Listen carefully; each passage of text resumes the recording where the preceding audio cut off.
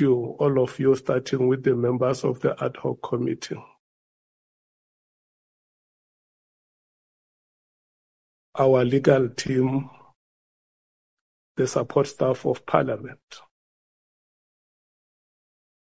and all South Africans who are with us here or are watching the proceedings on television. The members of the media who are with us here, Lieutenant General Mkhwanazi, greetings to you and welcome. My name is Molapi Soviet Lakhanyane. I'm the chairperson of this ad hoc committee, which comprises 11 members, 4 from the African National Congress, 2 from the Mkondo Wesizwe Party, 2 from the Democratic Alliance, 1 from the EFF, 1 from the IFP, and 1 from the Patriotic Alliance. From the African National Congress, we have the Chief Whip, Honorable Ntuli. Honorable Member, if you may please just wave so that people can identify you. And then we thank you so much. We have Honorable Sangoni K. We have Honorable Ngola. And then from the MKP, we have Honorable Skosana. Honorable Skosana, thank you so much. Honorable Nombalo. From the Democratic Alliance, we have Honorable Ian Cameron and Honorable Breitenbach. Yes, no, it's okay. Yeah, the member of this committee from the Democratic Alliance is Honorable Breitenbach. I'll explain that later. And from the EFF, we have Honorable Malema JS. And then from the IFP, we have Honorable Mwango. From the Patriotic Alliance, we have Honorable Sols. And then we have alternate members. Alternate members are those members who participate in the committee activities in the event the full member is unable to come or is unavailable. So the alternate member from the African National Congress is Honorable Sokanyile. And then the alternate member from the MKP is Honorable Shongwe. He should be coming. He will join us later. And the member who is arriving now is Honorable Sols. We have just introduced you, Honorable Member. And then from the Democratic Alliance, the alternate member is Honorable Dian Kwalabanat, who is here with us. And then from the and Honorable Shikeleng is also here from the Democratic Alliance. And then we have from the EFF, Honorable Leanne Matthews, who is the alternate member. Leanne Matthews, who is the alternate member. Pardon me, Honorable Matthews, for saying Matthews. And then we have two more alternate members for the IFP and the Patriotic Alliance, which we call the minority parties. And the alternate members, unlike the other parties that I have mentioned, names of alternate members coming from the same parties. With the IFP and the Patriotic Alliance, the alternate members are coming from other minority parties. That will be Honorable Vessels from the Freedom Front Plus and Honorable James from Action SA. Am I seeing Honorable James here? Thank you so much. Yeah, I wanted to be certain that you are here and South Africans see that you are here. There are two more honorable members that I'm seeing, one from the EFF and one from the DA. We want to thank you for your presence, Doctor.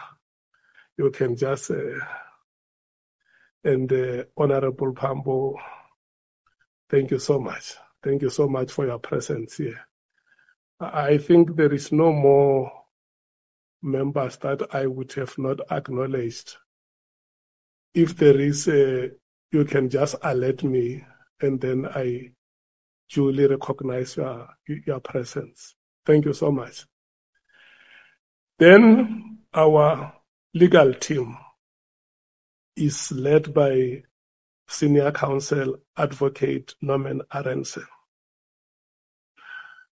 Thank you so much, Honorable Arendse. He is also our Chief Evidence Leader.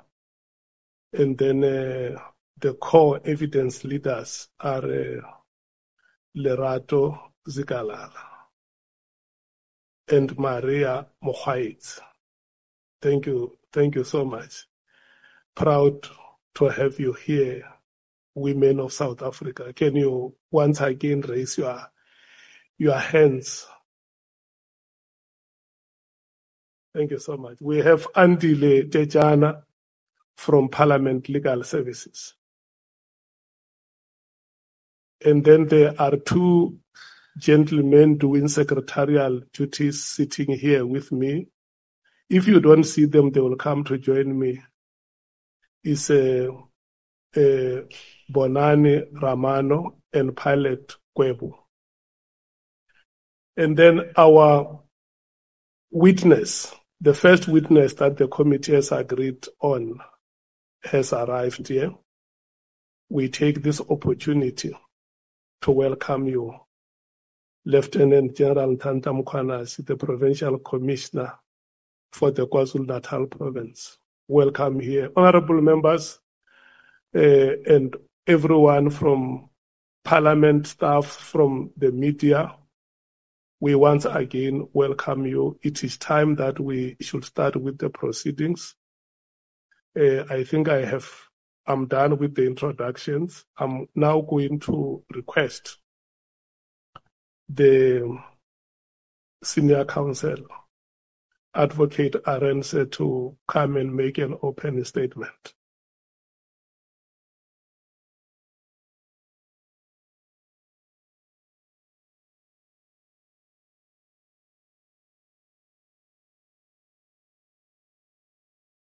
Thank you, Honorable Chair. Can you hear me? Honorable Chair, honorable members, my colleagues, members of the parliamentary legal team, and everybody who has more than ably assisted us in getting to this point where we can now commence these proceedings. Also, thank you to Lieutenant General Mkhwanazi and all the other witnesses that we have interviewed and taken statements from for their voluntary cooperation and willingness to meet at our request, which has facilitated us to get to a point of readiness today. if I may make an opening statement on behalf of the evidence leaders, Honourable Chair. It is often said that success should be the natural reward for hard work, initiative, and moral uprightness. The opposite can also be true, and such is the urgency of the challenge we face. We need a collective sense of mission to change mindsets and to steer the nation away from a dangerous course. Just as we extricated South Africa from the mire of conflict, we are now called upon to use new tools at our disposal to build a prosperous, truly just and morally upright nation. Democracy has taken root in our country and in our region, and we have peace and political stability. But all this will be little more than the shifting sands of illusion if we do not take decisive measures to strengthen the moral fiber of our nation. In this context, it is legitimate for us to examine the root causes of crime and corruption, the poverty that stares us in the face, the illegitimacy of the previous order which elevated lawlessness into an honourable deed, the sanctions era which made underhand dealings a glorified national pastime, and the low pay and repressive focus in the security and other public services which turned upon their head the moral standards that these institutions are supposed to uphold. It is legitimate to argue that it will take much time and effort to change all this, that to heal the wound of moral decay will need patience and forbearance. Yet, this should not result in our being incapacitated. It should not postpone the concrete steps against crime and corruption which we need to take. Now, Honourable Chair and Honourable Members,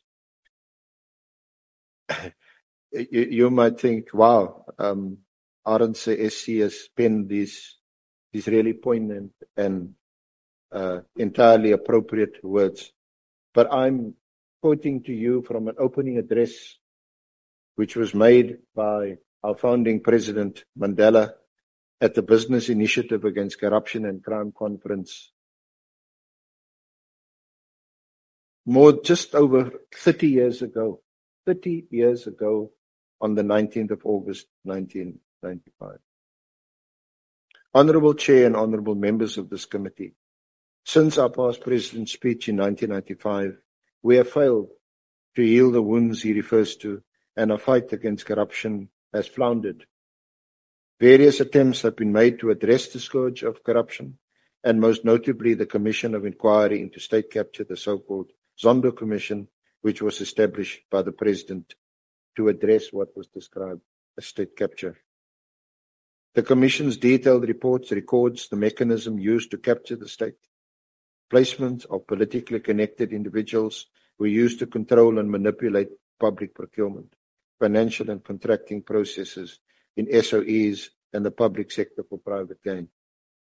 This strategy was bolstered by the appointment of individuals in positions of power in law enforcement and tax administration. We also had the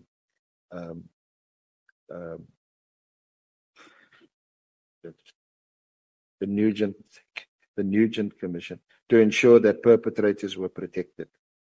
This breach Section 195 of the Constitution, which requires public administration that is ethical, professional, effective, impartial, and developmental.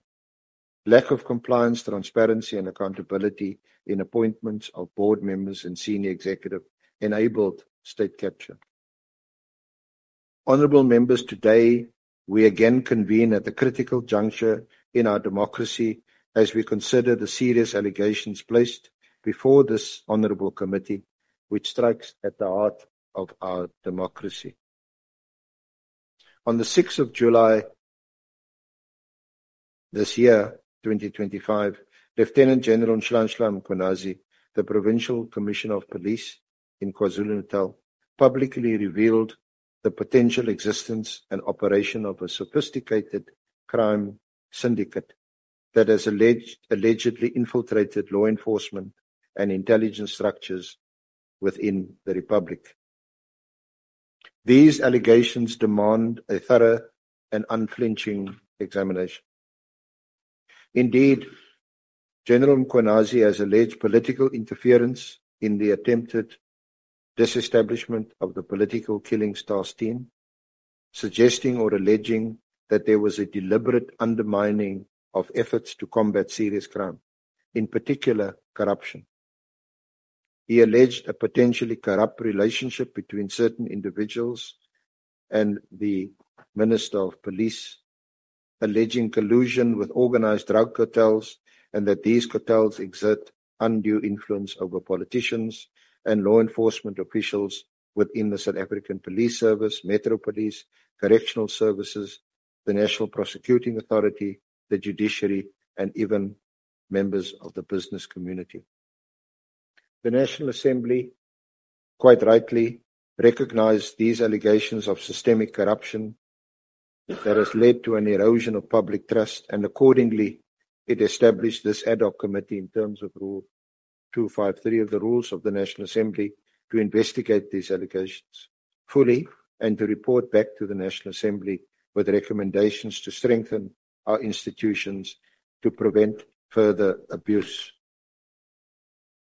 Whilst the President has also taken these allegations seriously and appointed what is now known as the Matlanga Commission, this ad hoc committee focus addresses specific areas defined by its terms of reference, namely to investigate potential political interference, interrogating potentially corrupt relationships involving Minister Mchunu, Brown Mokgotsi, and Vusimuzi Kat Matlala, examining possible procurement irregularities within SAPS, and in particular the 360 million rand SAPS healthcare contract with Medicare 24 Tswane, their role therein of Kat Matlala, assessing prosecutorial conduct focusing on the investigating Directorate Against Corruption, IDAC, and whether its officials unlawfully interfered with police investigations or exceeded their mandate,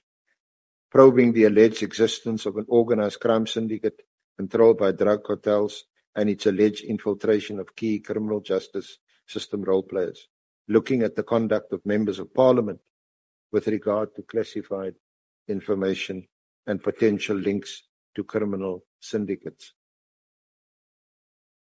Our inquiry must also consider whether Parliament's own oversight mechanisms have been effective in addressing these issues. Not only is this committee required to analyze and diagnose the problems and the causes of those problems, and whether indeed they are systemic, but also to propose forward-looking measures to strengthen the interagency coordination within the criminal justice system. This committee has a constitutional duty enshrined in a constitution to represent the people and to ensure government by the people. It must exercise its power to scrutinize and oversee executive action with diligence and impartiality. Its proceedings must conform to the fundamental principles of the rule of law, legality, rationality, procedural fairness, and justice required by its terms of reference. Ultimately, this committee's task is not merely to conduct an investigation. It must safeguard the integrity of our institutions, to restore public confidence and trust, and to uphold the principles of justice and the rule of law, which is foundational to our Constitution.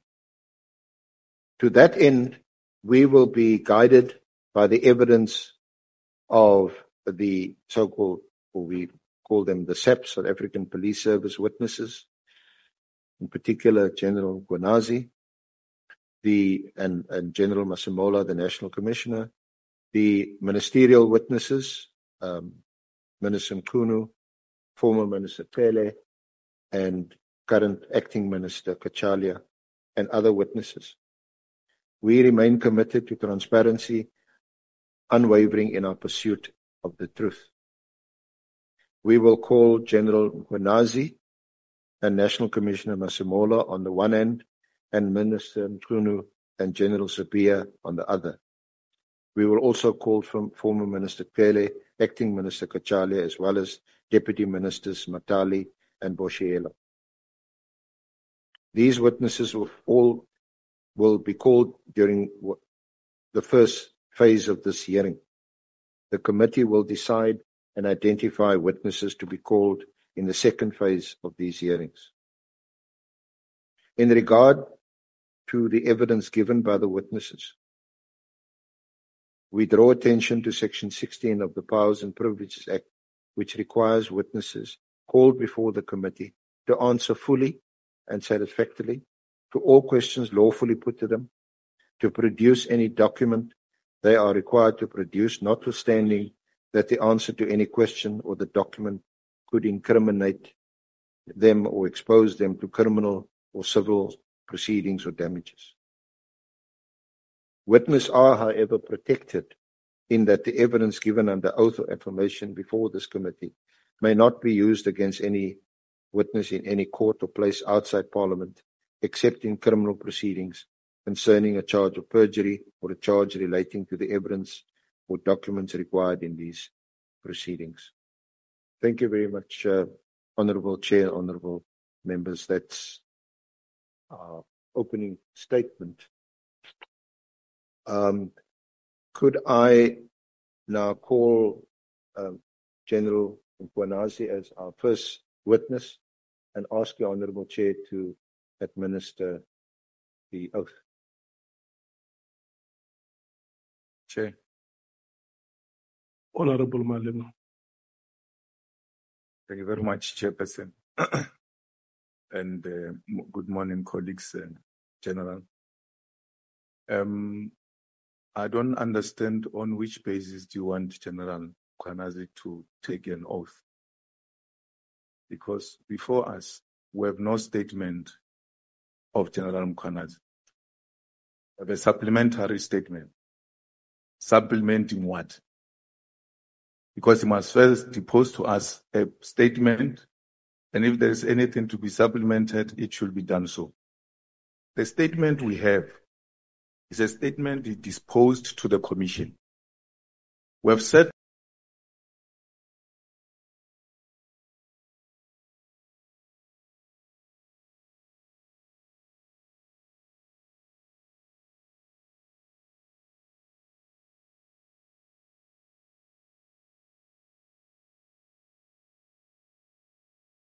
to this legal team here, time and again, that we are not a junior committee of the Commission. There is no statement of General Mkhwanazi before us. There is a statement of General Mkhwanazi to the Commission. And therefore, in the absence of his statement to the ad hoc committee of Parliament, on which basis do you want him to take an oath? You should know, Chair, that a supplementary statement should be supplementing the original affidavit, if you wish to say so. There is no such. And therefore, General Mkhwanazi is not proper before us. And this legal team has failed us because in the deliberation, we made it very clear, if colleagues are honest with each other, we repeatedly said we cannot use the statement of the Commission. We are not a junior of the Commission. We have nothing to do with what the Commission is doing. We are a Parliament, a Committee of Parliament. Now you want to use a material that is being used and sourced by a commission established by the executive in this separate arm of the state. It is wrong. It is unconstitutional. We have to do things properly. And the proper way is there must be an original statement to us as an ad hoc committee. And if they so wish to be a supplementary statement, let it be.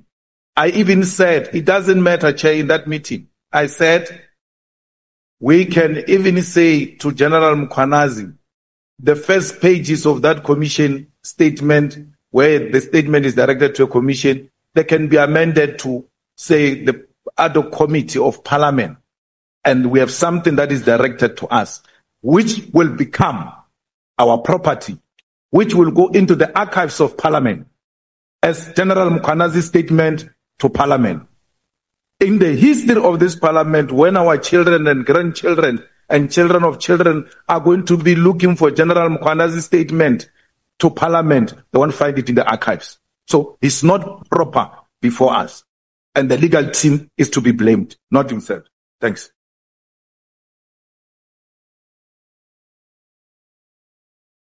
Advocate Arendse, can you please clarify that aspect?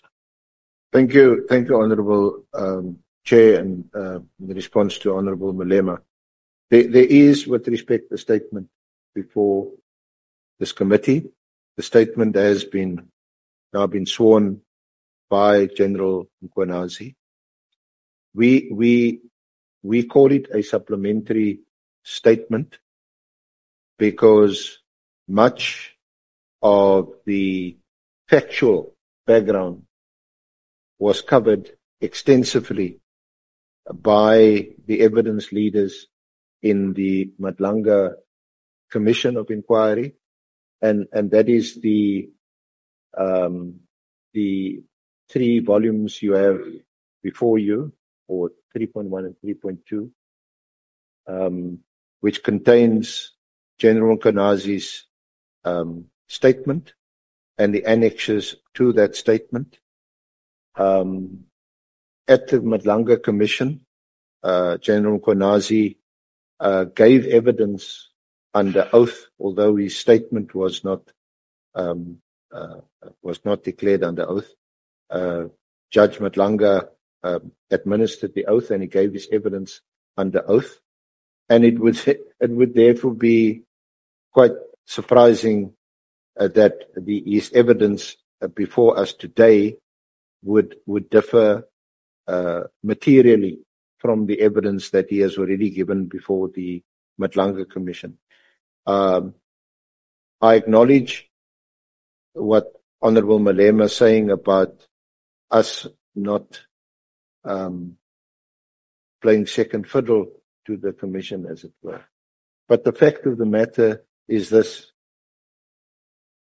After Parliament decided to appoint this ad hoc committee and the appointment of ourselves was finalized, the Madlanga Commission had also been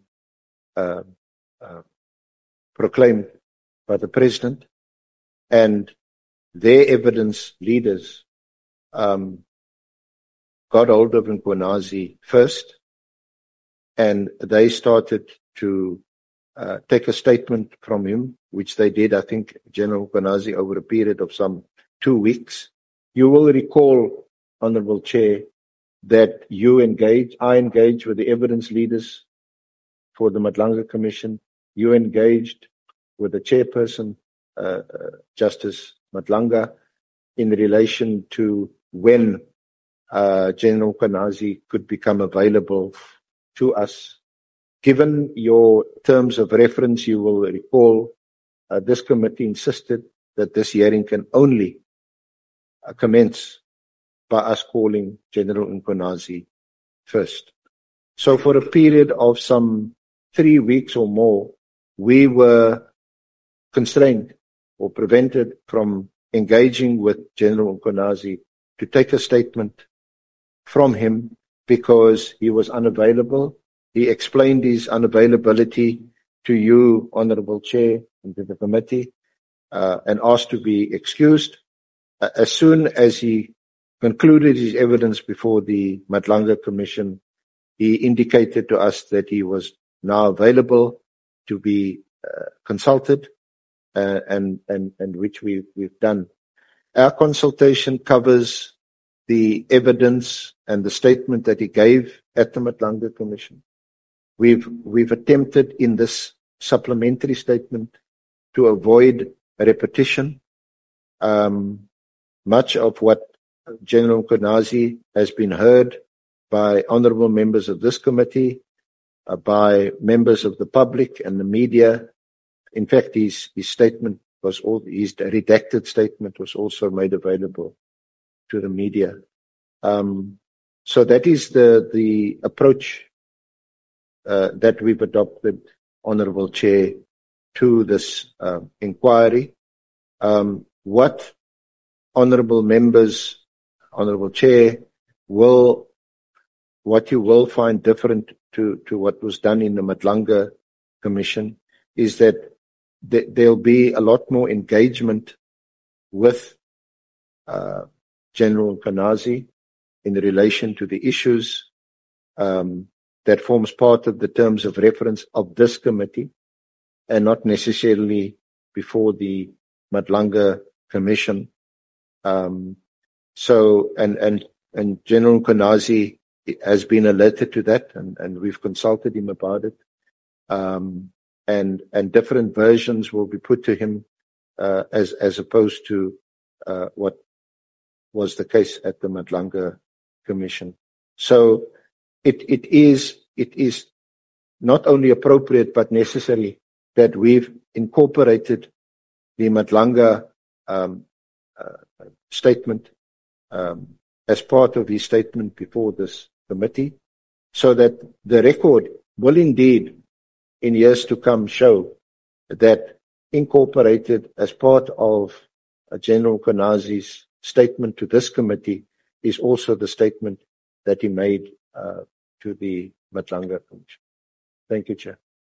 No, before I take the hands, I think what the honourable member wants to know is whether the sworn statement that General Mkhwanazi made at the Madlanga Commission, does it enjoy precedence over this? Because the understanding is that it is supposed to be an annexure to the statement that he has made with yourselves. No, Honourable Chair. This statement enjoys precedence, but it incorporates by reference the Madlanga Commission inquiry, and there are aspects in this statement where we will cross-reference what he said in the Madlanga. Yeah, I hear what you are saying. What he's trying to say is that we have two institutions of government, Parliament and the Executive. And then Parliament has appointed an ad hoc committee. We have more or less a common list of witnesses.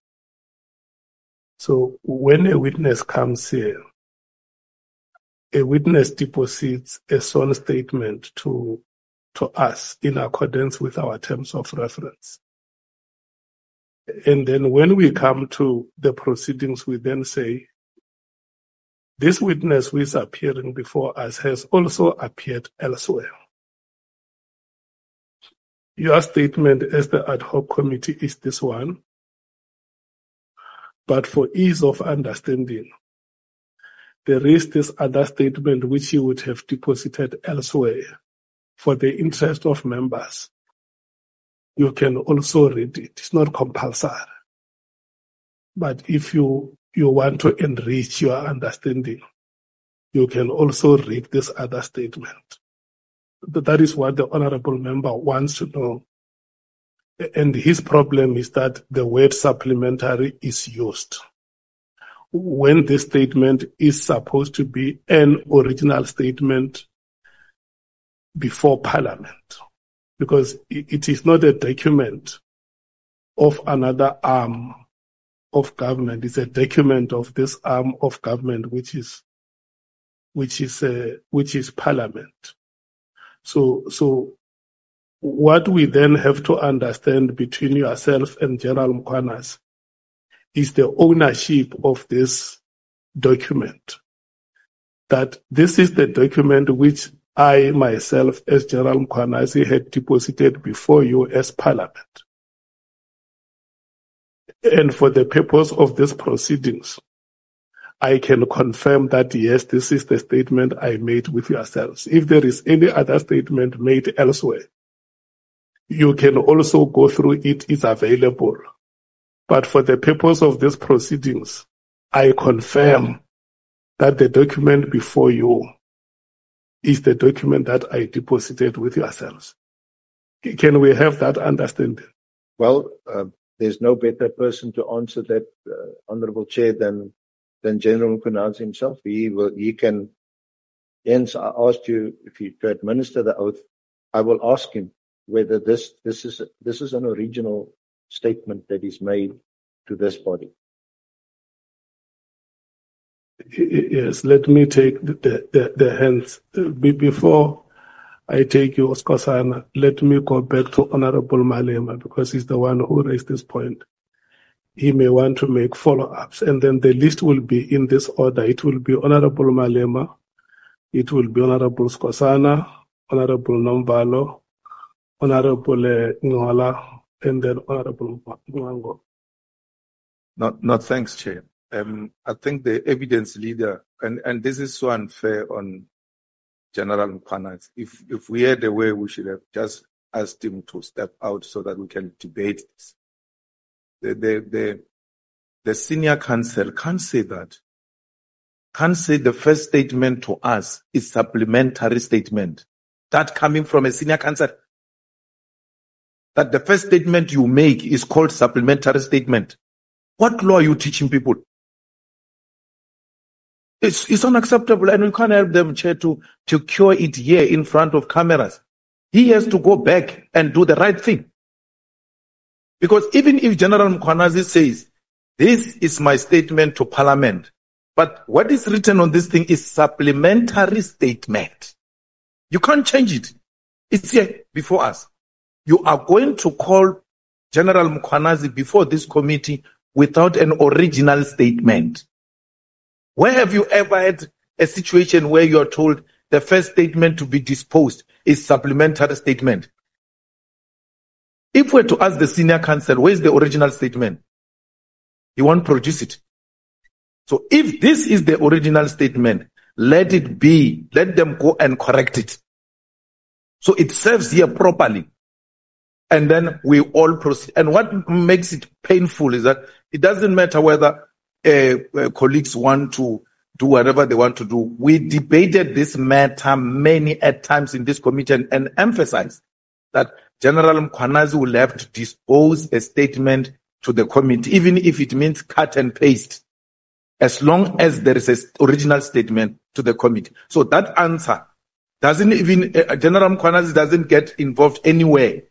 He was called, he was asked questions, he was being helped by evidence leaders on how these things can be done.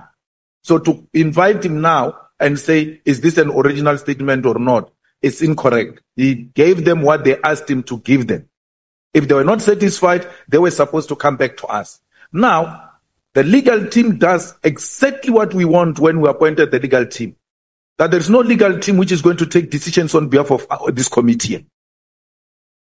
Now he goes and takes a decision that a supplementary statement will be an original statement and brings it here and embarrass us in front of cameras like we are a group of people who don't know anything. He says General Mkhwanazi took an oath at Madlanga Commission, and therefore, because he took an oath at Madlanga Commission, because we do what Madlanga has done, why should he take an oath here? If that's how it works. He disposed the statement at Madlanga. This statement at Madlanga is the statement before us. We must accept that. We must also accept Madlanga's oath. Going to take an oath twice on the same statement. On the same statement. There's no law that says that. I might not be a lawyer, but I'm a lawmaker. Honorable Skosana. Yeah. Thank you, Chair. I'm not sure, Chair, whether when we sat on our meetings, in fact, before even this ad hoc committee was set, because we sit in these portfolio committees, and it's really embarrassing, I must say, that after we agreed that we are not a subcommittee of the Madlanga Commission, and now we are told that there's a supplementary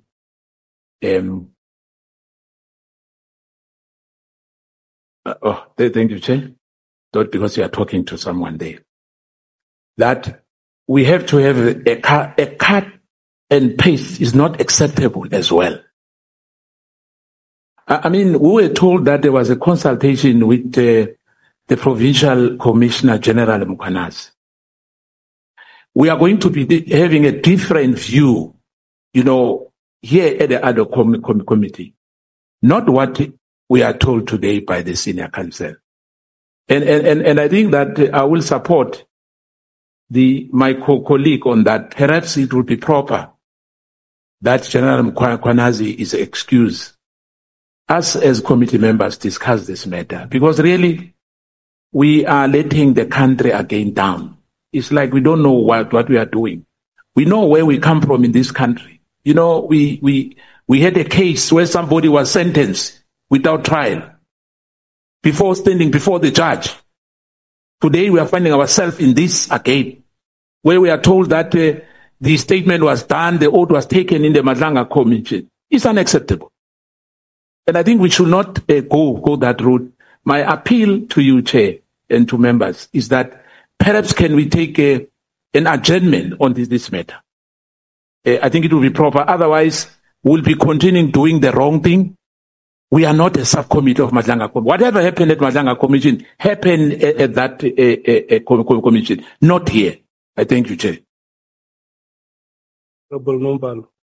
Yeah, no, thank you very much, Chair. Chair, let me start by sharing my deepest discontent as well. That we are starting on a very bad note. From the word go, we are messing things up. And I think we shouldn't allow that if we want to enjoy the respect of South Africans. Chair, we deliberated on this, and I remember we did not only deliberate on this during our ad hoc committee meetings, even during a joint committee meeting between the Portfolio Committee on Justice and the Portfolio Committee on Police, which gave birth to this committee. We debated the role that should be played by Parliament.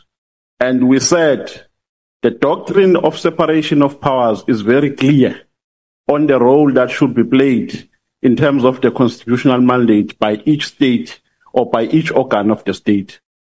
But today, we find ourselves in a situation where we are being misled by the technical team or by the legal advisors of this ad hoc committee, because if you say we must rely on the statement of the Madlanga Commission, you are simply subverting the constitutional responsibility of Parliament in this regard. And let's avoid this thing of mentioning Madlanga. Madlanga is a decision of the executive, not a decision of Parliament. We are doing our own, we are initiating our own process here.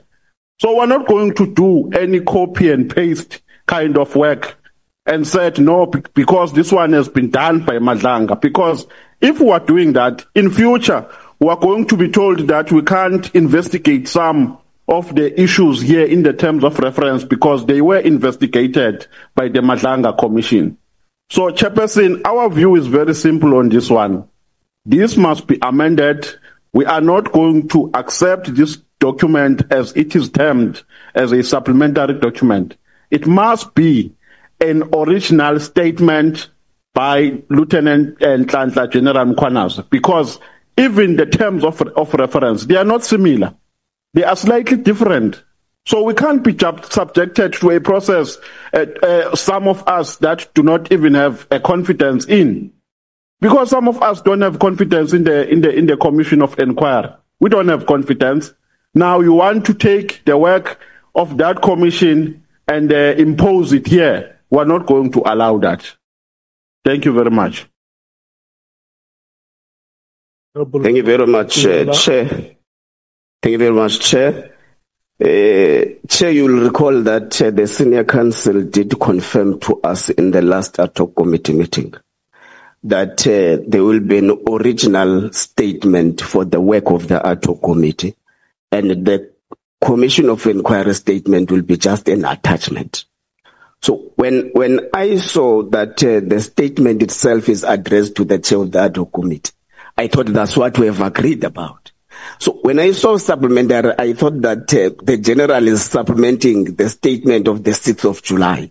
So hence, I didn't notice what Honorable Malema has noticed. I think, Chair, it's just unfortunate, and we must plead with our evidence leaders to avoid making such mistakes so that we don't tamper with the credibility of the process itself. So in trying to mitigate the situation, maybe, Chair, because it's supposed to be sworn statement instead of supplementary statement. So I would want to request that we adjourn for 15 minutes and that defect be cured. Then we take the general to be administered in terms of oath. Then we proceed. Thank you very much. Honorable Mwango. Thank you, Honorable Chairperson. Good morning, colleagues, and Honorable General Mkhwanazi, you are not Honorable Member yet. Yes, I would like Honorable Chairperson to support the proposal that we adjourn this meeting for 15 minutes or so and correct these distortions that are in here, because the letter written to you, Honorable Chairperson, which is attached, which is part of volume 1, actually reads, please see under cover hereof the witness statement of Lieutenant General Mkhwanazi. It doesn't talk about a supplementary. But on the following page, the following page actually starts off by saying supplementary witness statement of General Mkhwanazi. So clearly there is a distortion here. So I think this needs to be corrected, but it cannot be corrected in front of the cameras, but we need to adjourn and then get these things corrected so that we can resume our job. Okay. Let's do like this so that I have listened to what you have said, and you are very right. The two institutions are separate. Every document that comes here before Parliament must be an original document before the eyes of Parliament. But maybe what we must do is that before we adjourn to correct the typo, I'm going to ask respectfully General Mkhwanazi to confirm that the statement that has been made. I know that procedure. On a point of order, Chair. On a point of order. Yeah, can I finish what I'm saying? So on a point of order, Chair. When you call the point of order. No, I insist on a point of order. We are about to mess up. On a point of order. Okay, point of order taken. There is no General Mkhwanazi before this committee. He's not here until we've satisfied his appearance before us. It is procedurally wrong. Because once you talk to him, the first thing he must do, the first step he must do is to take an oath. Is to take an oath. Then, only then, he's before us. In the absence of the oath,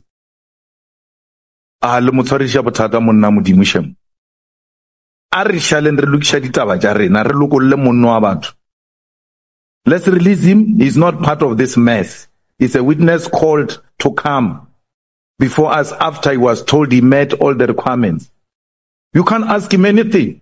The only time we are going to interact with him, because if you ask him something, I'm also bound to ask him something, because me and you enjoy the same rights. And then the whole house is going to start asking him questions. He has not administered an oath of, has not taken an oath. So please check. We are all agreed. Let's release him. And I don't know if 15 minutes is realistic, because he's going to take up issues with the legal team as well when they arrive there. So I don't know, but to engage General Mkhwanazi is actually out of order, because he's not before us. He has to first he's not a member of Parliament. He has to first take an oath, and then from there we can engage him. Yeah. No, that is a valid point, Honorable Member, and I 100% agree with you that he is not properly appearing before us. And before we ask him any question, he must have taken an oath with us. And I will stand by your advice, because I wanted to save, and I understand that procedurally I would have been wrong, so that we must know whether we are going to proceed or we are not going to proceed. Because for us to proceed is only if we can know whether what is contained in this document that is before us is what he's going to agree with. That yes, this is what I deposited before you. And then the corrections which are made must be made.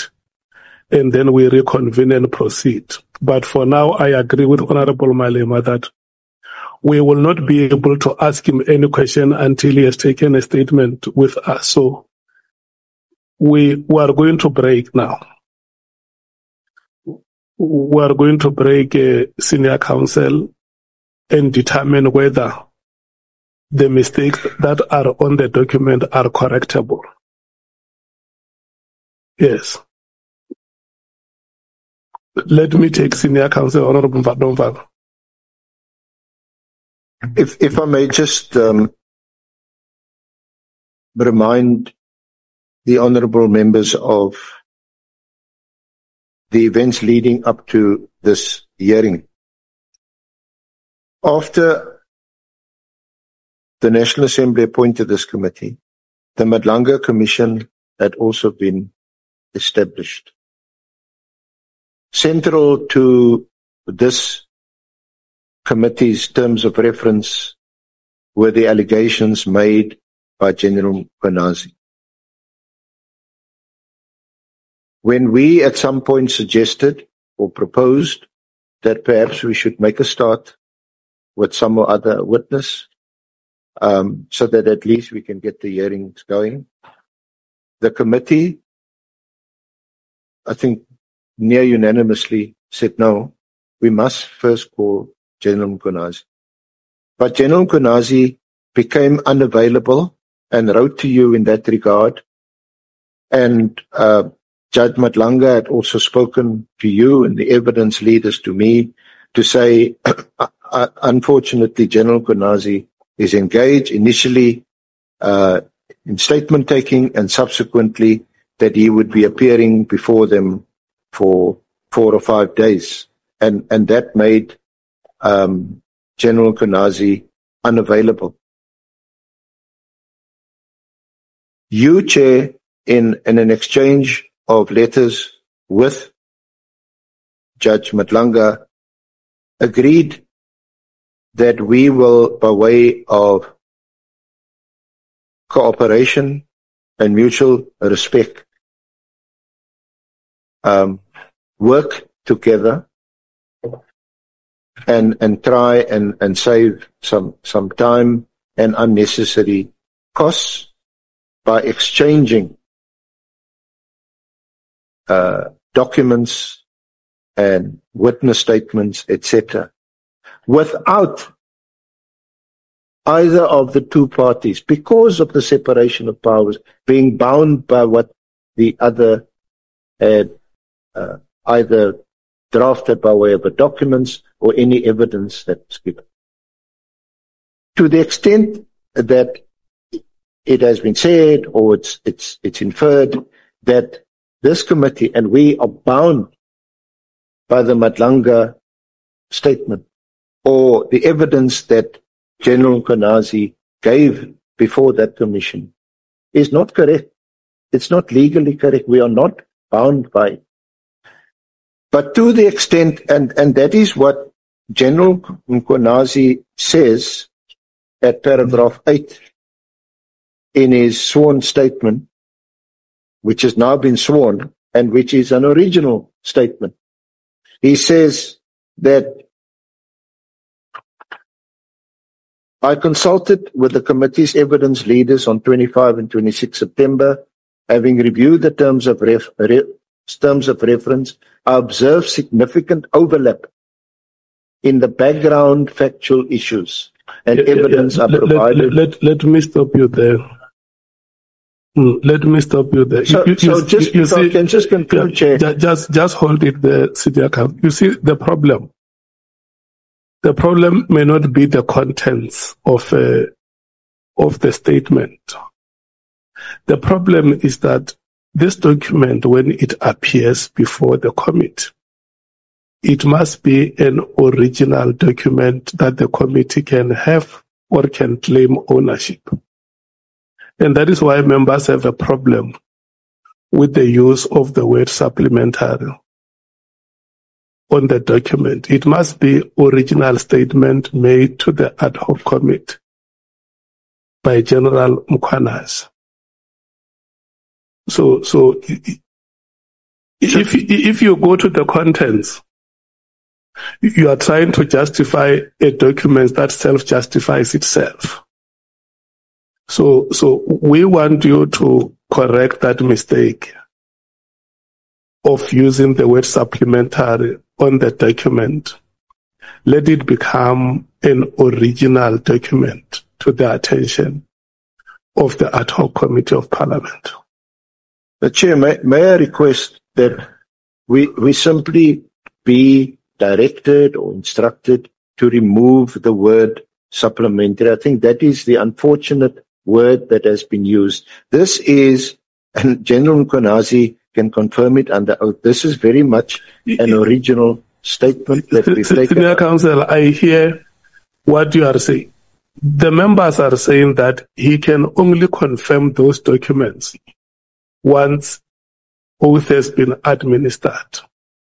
So if there is a weight that suggests that this document has been brought from elsewhere and is not our document, this meeting will not proceed. So if you were to write original on the document and then you bring it here, there is nobody who will have a problem with it. It is only the witness himself or herself who can have a problem to say, why do you say this paragraph is original? Because it's not what I deposed with yourselves. So the members are requesting that, or are instructing that the document cannot be supplementary. Parliament has original powers. And for sure you also know that in this country we practice what we call parliamentary executive system. The executive itself is a creature of parliament. Without parliament you don't have the executive in the South African parliamentary system. So can we please adjourn without deliberating further on these matters and get to a point where the witness is called to own the statement or not, please? Chair, may I just say lastly that no, Senior Counsel, I'm not. You know, if I'm not allowing members to speak, I can't allow you to speak any further. We adjourn and then we correct. Check. I want to raise on a different point. Yeah, it's a simple. Yeah, no, it's fine. You will raise that point when we were a committee. Yeah. Because I don't think what the Senior Counsel is doing to you is acceptable. We can't allow that. Yeah, what I'm saying, allow being undermined like that. What I'm saying, honorable members, is that I really have no confidence in him from what he did now. We must change him. I have to argue with us and argue with you in front of cameras, and you allow that. I have restrained the Senior Counsel, honorable member. So what we should do is to adjourn. The instructions are very clear. Let's correct the statement. We must look, our business is to allow the witness to make a presentation before us. And Senior Counsel, please help us to have, the witness is here. Please help us to have the witness making the presentations, which not me and you, but which South Africans want to hear.